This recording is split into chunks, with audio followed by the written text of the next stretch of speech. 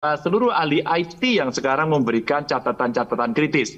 Maka kami masih berjuang sampai dengan tanggal 20 berapa sebenarnya angka real yang ada, ya. Masa stuck seperti itu, berapapun suara masuk, dan ini tentu menjadi cerita-cerita yang menjadi bahan buat kami untuk nanti membuat sebuah tindakan ketika kemudian pengumuman akan diberikan. Tapi sebelum pengumuman tentu bahan-bahan atau data ini menjadi penting. Kawan-kawan di Amerika baru saja juga melakukan diskusi dan banyak tokoh di sana sedang bercerita proses-proses berikutnya akan berjalan. Maka sampai dengan tanggal 20, proses penghitungan yang menggunakan teknologi maupun manual menjadi perhatian kami yang pertama.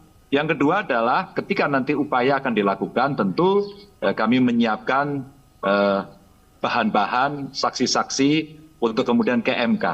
Setidaknya apakah hipotesis TSM betul-betul bisa kita uji, betul-betul bisa kita buktikan, dan sekarang kerja-kerja intelektual sambil menggali data, fakta, saksi yang ada di lapangan menjadi cerita yang penting yang kami kumpulkan. Dan yang terakhir tentu ruang politik yang bisa digunakan oleh DPR dalam hari ini menggunakan hak konstitusinya yang namanya hak angket. Nah, ini dinamikanya pasti akan sangat menarik, dan dari cerita-cerita yang kemarin pada saat pembukaan masa sidang sudah ada interupsi dari beberapa fraksi.